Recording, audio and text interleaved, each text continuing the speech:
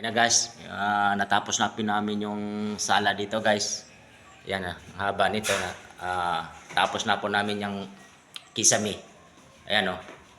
Yan. Medyo mahaba po yan siya. Yan. Tapos na po yan yung sala namin. Tapos yung kwarto din dito guys, yun o, kwarto. Tapos na rin yan. Tapos sa kabilang kwarto. Yan, tapos na rin yan. Tapos kabilang kwarto din guys.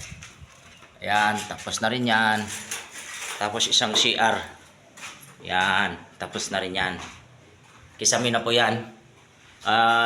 Dito kasi sa taas guys, dalawang pong CR dito. Ito na lang yung gagawin namin dito. Itong CR na ito. Yan. Ito na lang. Last gagawin namin dito ang kisame guys. CR na ito. Kaya sunod namin gawin. Magta-tiles na naman kami. Yan, mga tiles na yan. Yan. Tsaka dito. Yan.